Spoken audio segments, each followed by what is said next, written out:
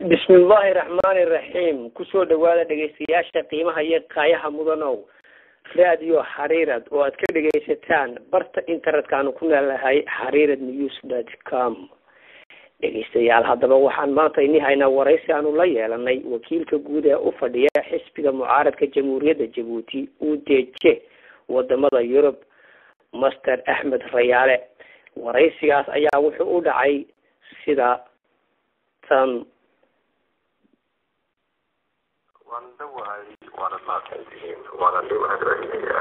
حولها شقاء ضعيفان ومضان يقرارو جينكا هذا البرد عبد المدرب عن الشعب كله في أفريقيا مدن أحمد ريالي بالمركة على مناطق عليك تحس بينا UDG waxa qaybta uu ka qabto dhinaca jamhuuriyadda Djibouti UDG وحزب سياسات oo kamid ah axsaabta ugu taageeraya dalka Djibouti haddana waxa uu xubin ka yahay dalada USL oo ay ku boobeen axsaab siyaasadeed oo ka jira dalka jamhuuriyadda Djibouti waxa uu hawlihiisana in badan uu ka soo hawlo siyaasadeed oo aad u ballaaran uu ka soo qabtay dalka intii hore iyo intan uu hadda dalada USL ku jiraba madaxa xisbiguna waa Ismaaciil Geedi Xareed oo hadda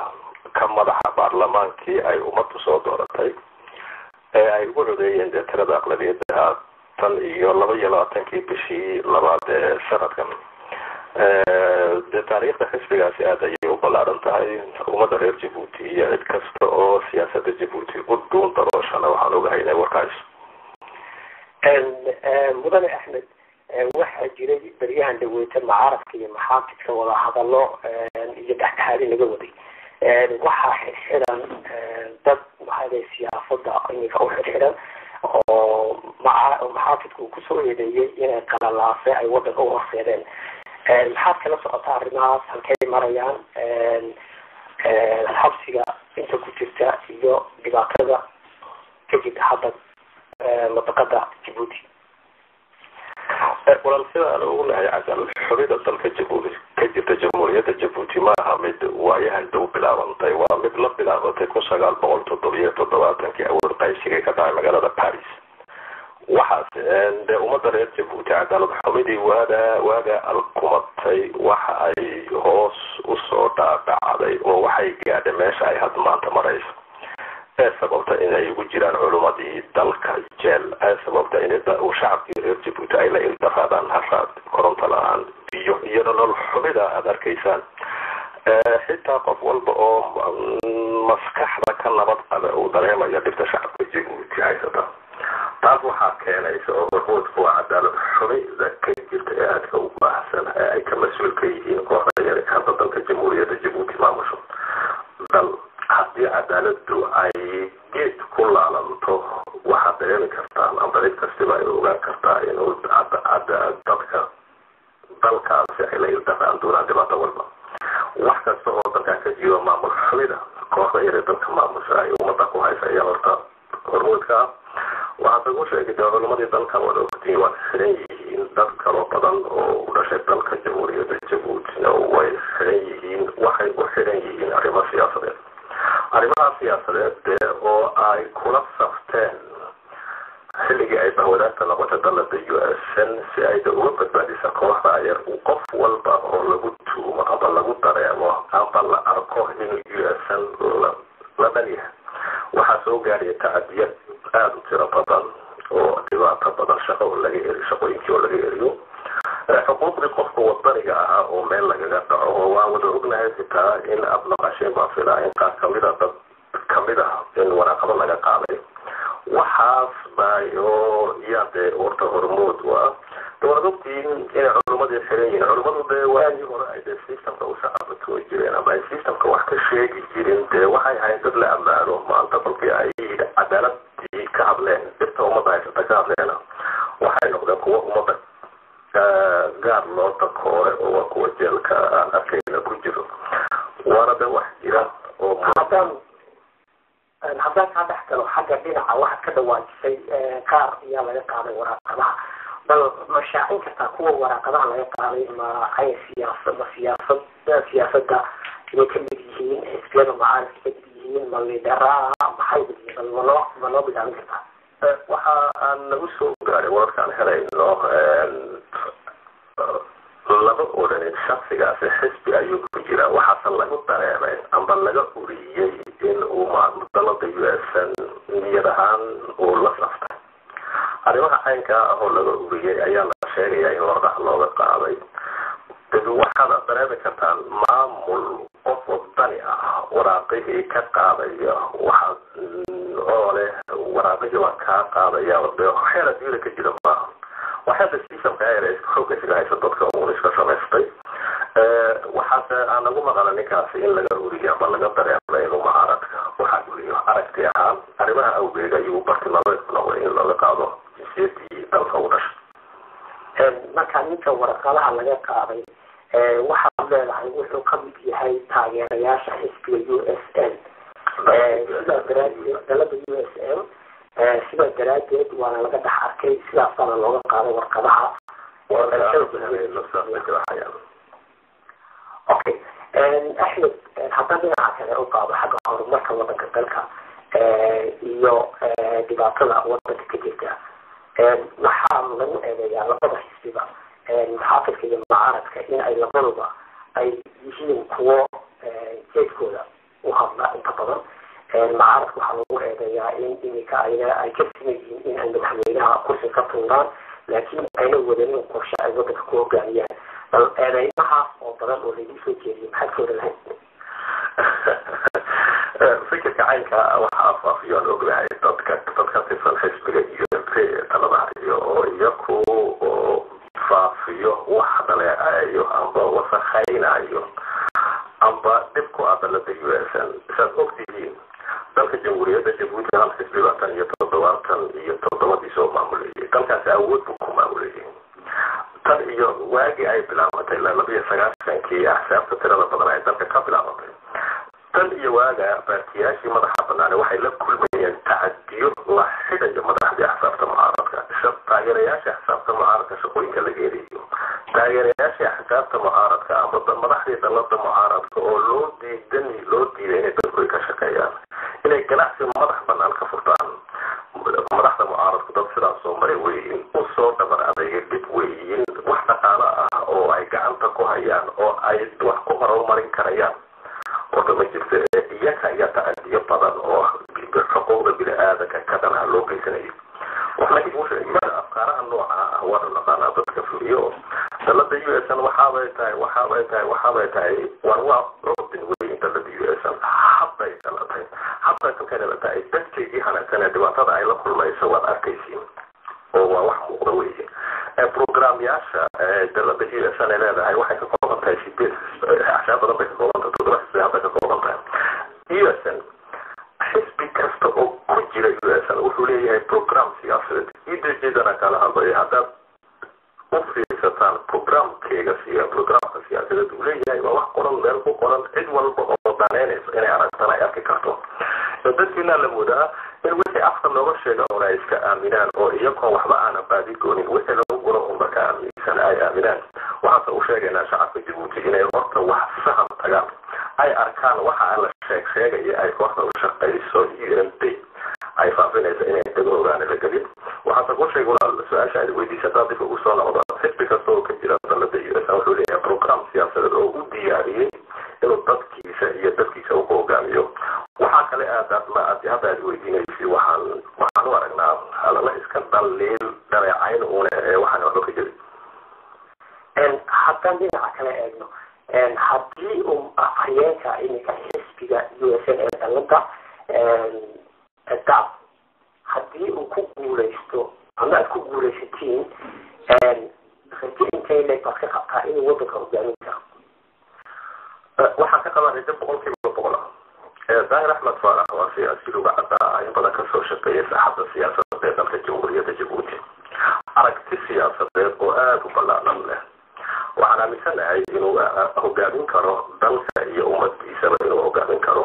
waxa weeye maamulka maaha maamul cadaalad ku dhisan qofma maamule ee ummadba horta dalka maamulto madaxweyne hadduu isagu dictator noqon inuu cadaalada ka fogaanin oo uu dalku noqdo mid ku socda cadaalad dhab ah ummadda reer Djibouti oo dhan baa dalka maamulaysa isagu madaxweynihii dalka ee markaa hormuudka ka noqonaya hawl walba oo dhacaysa unbuu qofku noqonaya waxaan aaminsanahay mas-uul kasta oo ka tirsan dalada USN isdaahira ku ahaata ciyad walbaba waxaan aaminsanahay inay noqon karto dad maamul ka cadaalad badan kuwan hadda leh inay yihiin marka loo eego jamhuuriyadda Djibouti dhaqaalaha soo gala waa dhaqaalo badan mashaariic badan baa laga samayn karaa waxay leedahay deked bay leedahay meel fiican oo istaraatiijiyada ku taala markaas waxaa badan marka loo eego haddana dhaqaalaha soo gala iyo sida waddanku uu dhisan yahay aad bay u kala duwan yihiin maxaa u sababa horumar la-aanta waddanka ka jirta waxaa u sababa walaal cadaalad xumida kooxda ee dalka maamusho ay ku maamusho dalka Djibouti ayaa u sababa dalka sidaad ogtihiin maaha miisaaniyadda dalka soo gasho ay fara badan tahay haraadna ummadii u haya koraan la-aan baa hayo wuxuu iska noqotay miisaaniyadda dalku waxay ashkhaas leeyihiin looma arko aba miisaaniyadda dalka waxay ummadi leedahay waxa iska haysto oo awood iska haysto siday rabaan u maareeyo koox yar oo ka talisa dalka jamhuuriyadda Djibouti oo ummadda iyo dalka xog ku haysato ilaa inta kuwaadee laga qaadayo oo uu dalku helaya cadaalad dhab ah ummaddu dhibaatada hadda haysato way hayn doontaa wayna kusii socon doontaa gaabinta horumarin la-aaneed ee ka jirta dalka jamhuuriyadda Djibouti isku soo wada duuba waxaa ka mas-uula cadaalad xumida baahsan ee maanta aan arkayna inuu shacabkeeni haraam la ildaran yahay gaajo la ildaran yahay faqrigaa nololeed oo arkaysa la ildaran yahay iyo kuwa hadda weliba dalkooda uu irmaan yaho kolkaad u fiirisatid say uga socdaan aad arkaysid haddana dhibka haysata aad arkaysid waxaa ka wada mas-uula guud ahaan cadaalad la-aanta ka jirta dalka jamhuuriyadda Djibouti ee qorsheedka ka yahay ninka madaxweynaha sheegta waxay dadka u bin daloola siyaasadda xagga jamhuuriyadda Djibouti waxay inta badan mucaaradka ay ku eedeeyaan inuu mucaaradku una realitiga ka hadlin hadaladiisana uu kusoo koobo markastaba xagga xukuumadda uu dariir ujeediyo laakiin uuna bulshada wax ku baraarujinayo oo horumar ah oo u tilmaamayo horumarka inay qabsadaan gacmooda jirka wax ku gooyaan marka loo eego jidadka iminka caasimada waan ognahay meesha ay dadku isugu tegaan haddii uu maanta ku dhaco waxaa ka dhalanaya iyo dhibaatada ka jirta waxaasoo dhan waxaa lagu eedeeyaa in ay mucaaradku ay ka seexdeen iyagoo ay wax baraarujin ay sameyn bal waxaana maxaad ka oran lahayd walaal mucaaradku kama seexan mucaaradku waa si aan kuu soo sheegay waa mid isaga dhiban weeye oo lagu dhibay nolol maalmeedkiisii duuniga ahayd lagu dhibay weeye mid loo ogol yahay inuu wax dunto ma ah mid loo ogol yahay si qof mucaarad oo wadani ah inuu ummadiisa siduu rabo wax ugu sheego ma ah meel wax ku baraarujiyo warbaahinna dalkii ma leh waa mid isagii la eriyanayo oo jeelal lagu taxaamayo oo lagu imikana la gaaray in dad lagu laayo majalasi oo ninka arkay jeelasku jiro ninka caynka ee dhibaatada caynka la kulmaya marka la leeyahay bal haddana waxaana ka shaqeeyo dib xaquuqa keenay waxaase waxa ninku diliba haddana ku marinaya suuqa waxa ma hayaana waxaan bal la tala socda oo waxaas waxa ka jira weyn ummadda waxa maamulka hadba marka dalka hayo waa inuu ummadda tilmaamo oo uu ku buraarijiyaa waxyaalo sax laakiin maamul isugu ummaddu lahayd basagoo wuxuu leeyahay ka dhigto iska dhacayo oo meel iska fadhiyo oo wixii isaga ka hadlana waan xiraya waa dilaya iskale ilaa kolba in lagu seexdo ilaa dalka in laga badbaadinayo unbay fasabeedu noqonaysaa mid muxuu ahaa ummad iyo wax baraarujin nafle ummadana gelinaya maaha cidii wax u sheegi lahayd ee ummadda la hadli lahayd oo toosin lahayd ee cadaalad ku maamuli lahayd jalasha ayuu ku qoraa oo mucaaradka hadda ku sheegay mucaaradka cidii ka sameeya wax dhaliisha way iska dhaliili kartaa laakiin daniya waa loo ogoleen dalkiisa inuu xuquuq ku yeesho haddii haddana daliil isla daba taago waxaan aqli garin bay u yareegta أحمد واحد جوكتا هذا واحد صورة تاعي بريسون بعدين تدويت دكتور بيجيكا بعدين تدويت واحد من الحمل اسمها المرتيلة واحد عن المظاهرات دو هكا يقارنا كيسو دويني المظاهرات في كنتي وحا لشيري إن سفارة عي إنما أي جلين إنما سفارة جلين أي شيفتين بيجا معارضة إن كادو كوجيسي ما حد كلا سقطها وجدت أنت ولا مغلي وأنا عبارين في الكاسي وحنا عبارين وحوي وطن كستور الجو يوروب أبو وطن كان الجوب هذا أبو وطن كان ودون يبقى هذا كل فعل نوع على سمعين أيوه حير لومر أياجرا جد لومر أياجرا وحاول شافرية تكمل معارضك أو إذا كان فيها وكان الله سمعين أيوه ويكو قالي ما جدي شيئا ينجو أسأل إسكان بال مري نظام amba systemkii amba xeerku wadanka Belgium lahaa taaside waxay noqonaysaa oo soo dhaweynta ballaaran ee US ku leedahay dalka Belgium mid hoos u dhimaysa oo bay noqonaysaa arrintaas darteed ayaana u cabaaraynay waa safar dhacay oo dad isugu yimid meel oo tira inta kala eg leh inay qaab khaldamaan qaar ay jidka sax qaataan oo mar walba iska dhici karo laakiin ficilkaasi kulli ficil waa faqsana xeerka dalkan markaa joogaa ku mudaaraadeen imaanu lahayn waxaasna lagu maqala haddana inaaba ay ka dambeeyeen dadkii ficilka ka dambeeyey inay ahaayeen dad systemka gacan saarna leh oo sumcad dilayay dalada US-an mudaaraadkay wada iyo ficiladii marka ay ku hawlanaydna waran noocaana hadda waanu helaynaa laakiin isku soo duubay ujeedadu iyo ficilka la fuliyey ma ahayn mid ka turjumayo muxuu ahaa xaqiiqada ama ujeedada fog ama himilada ariga fog marka waxaad ka wadaa dad systemka ka dambeeyey waxaad ka wadaa waxaad ka dambeeyey xisbiga muxaafidka oo dowladaba waxaan ka dambeysay oo soo sareysa qorshaha wararka aan helayno hadda dad baan helayno xogaha la ururinayo sida ay tibaaxayaan kolkaad u fiirsa sida adiguba ficil nooca ah oo ay dani ugu jirin dalada US-an isla markiina haddana warbaahinta laga soo sii daayay waa ujeeda loola jeeday mudaharaadkii markaa meesha ka socday US-an amba dadka US-an ee Yurub ku noolaa ay isugu tegeen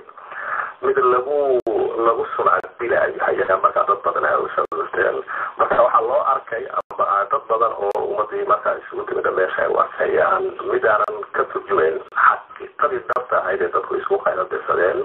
amba aan u soo hoynaynin sumcad qurxoon mudaharaadkii dadka tirada badan ay isku yimaadeen iyo markaa loo turjumay markaa taasi waa ficil aan marnaba aanan waafaqsanayn ujeedooyinkii maalinta mudaharaadkii socday haddaan kaa dhex galo wararka qaar ayaa waxay sheegayaan dadkii soo agaasimay in safaarada gudaha loo galo sida adigu aad ka dhawaajisay waxaa ka dambeeya xisbiga hadda talada haya dadkaasina waa dad aan rabin in xisbiga uu horumar gaadho waxaa kaloo lagu eegayaa xisbiga dhexdiisa inay jiraan dad kala jab ku wada xisbigooyin kala jab ku sii socda oo US-n kala jab ku socoto waxaasoo dhan eedeymaha maxaa kala socotaa way jiraan aniga qudheeda waan cabareeyey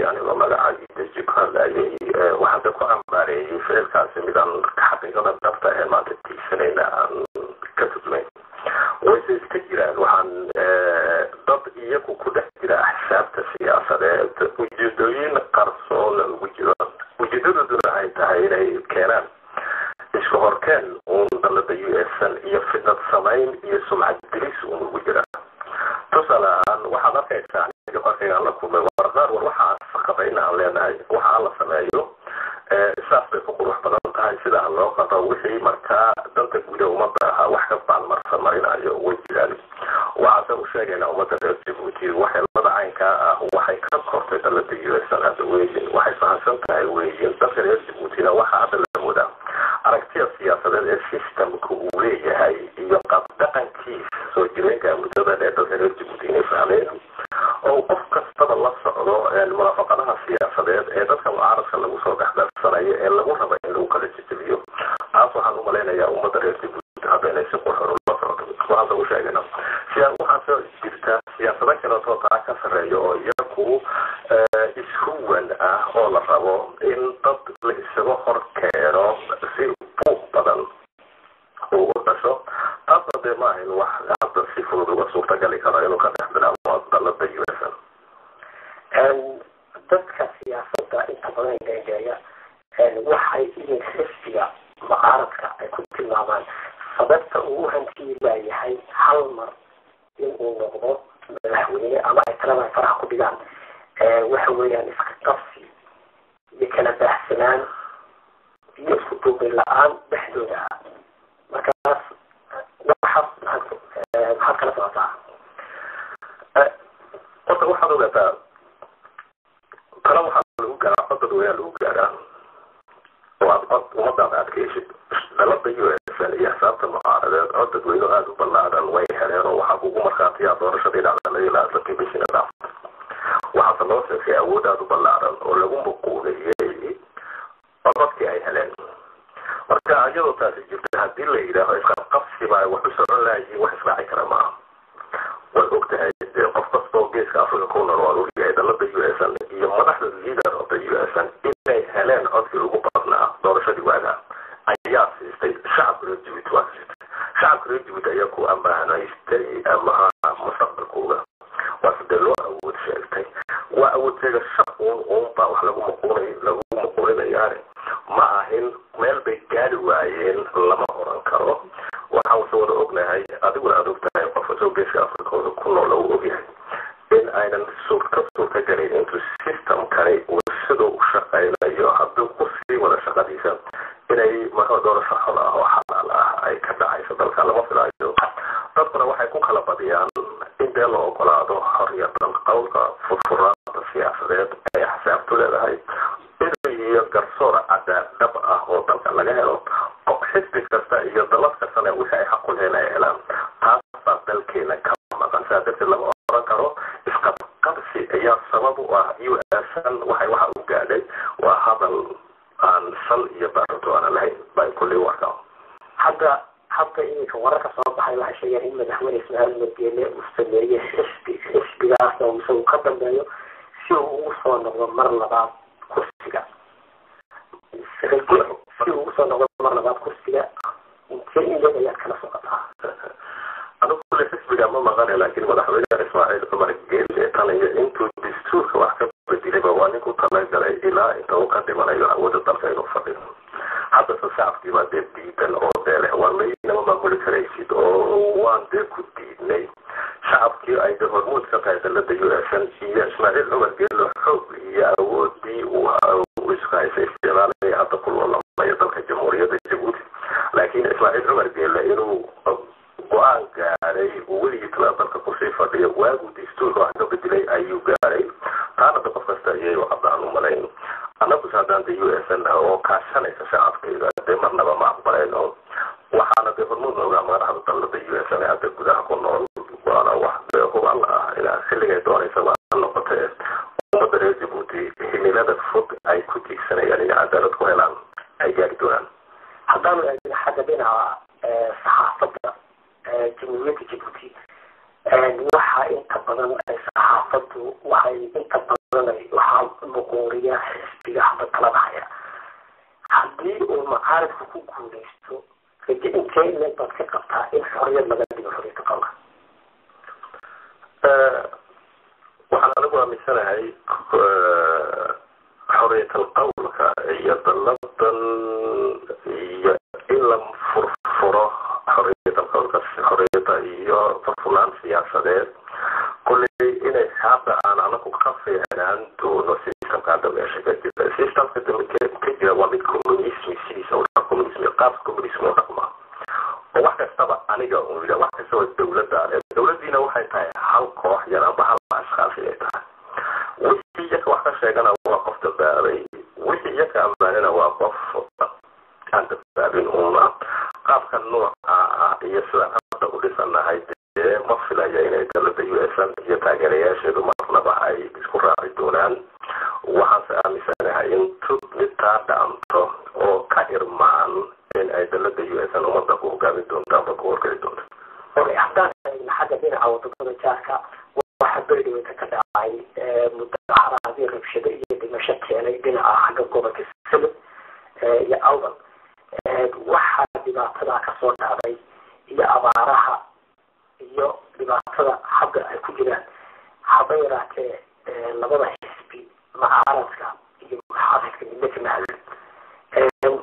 haddaba sababta ay mucaaradku uga hadli waayeen dhibaatada ka jirta maxay kula tahay waxay la tahay horta republic of dalkii Soomaaliya waxaad moodaa inuu xanuun baa inuu galay la geliyey ummadii Soomaaliyeed cidba cidbay la degaan tahay cidba isku artiga yihiin laba gobol dadka wada degan oo boqol iyo isoo dhalaa haddana soo haysto xanuunada guud ee Soomaaliya ku dhacay uma horta arrintaas u aragnaa inay tahay annagusa ka USN ahaan iyo ka mucaarad ahaan saan kuu sheegan hore kugu sheegay annagiibay dhibaata nagu dhexaysataa dalkii dhexdiisii oo dhibaatooyinka ballaarin aan kuu sheegay baa iska jira markaan inay dhibaata haysato isagiiba ka caakufsan oo ayaan bajeel iyo nolol xumi iyo dhibaatooyinka aan kuu soo sheegay ay ku habsadeen in horta meelo kale u taltallaabsado waxay ku nagu tahay xilliga la joogo waqti adag oo kolka dilminka adigu waad u fiirsatid dhibaatada haysata mucaaradka iyo jeelasha iyo xabsiga iyo camaliyada iyo shaqaka erigi iyo torjar qaadida iyo waxyaa oo dhan markaa lagu leego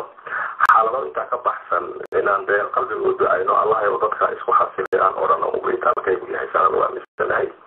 waxaanse oganahay dalka Soomaaliya iyo guud ahaan meeshay doonayaan baa kaga joognaan min sayla ilaa Kismaayo dadkii Soomaaliyeed ee alla dhulka ku reer la degan yahay inuu nacayb uu hayo waxaana dee arrimo siyaasadeed oo isdhaafdhaafsan oo geeska Afrika ka jira inay ugu wacan yihiin baa ku leeqayaasayna waqtiga la jooga USN iyo siyaasadan dalada USN ee hadda jooga awood ay wax kaga tartamade cidda wax ka hadli karta ee codle ee dhaqaalihii dalka haysata ee capability ay wax ku samayn karta leh hadday wax loo baahdo in waxdugaa laga sameeyo waa koox dheer ee dalka haysato adaliishaasi in wax laga weydiiyo kooxda ayay ku habboon tahay nin isagii baa la eryanayo oo firxado oo dalkiisii ku dulman oo jaad iyo xarig wala wehel ah waxaa kulley wuxuu ka qaban karo amba wax ka tari karo kulley meesha mataabilada annaga ku jirna barnaamijka gabagabadiisii adoo ka faaidaysanaya shabakada xariira news iyo raadiyo xariira news maxaa halka uga soo jeedin lahayd ummadda ku dhageysanaysa ummadda waxaan USN dadka taageero waxaan usoo jeedinayaa dibadda iyo gudaba inay hal waajibka ka saaran dalkooda ay lama laabaan ishag taagaan dalada USN qofka bini-aadanka in unbu wax ka ah qof aan ilaahu maadaama uu qofku alla abuuray oo uu dunida ku nool yahay itaalkiisa inuu buya inkastoo itaalka qofka bini-aadanka inuu ugu faa'iideeyo dadkiisa iyo dalkiisana wax waajibo muqadisa qofka inuu xil saaro siduu u gudan lahaa waajib ka saaran dalkiisa iyo sidii looga badbaadin lahaa kooxda yar ee dalkii wax looga ku haysato inay ummadda isku xil saaraan aynan ka caajisin aynan hadalladan isdhaafdhaafka ah ee dhanay u socdaan iyo dhanay ka socdaan la garanaynin dad ay wadaan dad markaa iyagu iska dhigaya inay mucaarada yihiin hase ahaatee xaqiiqada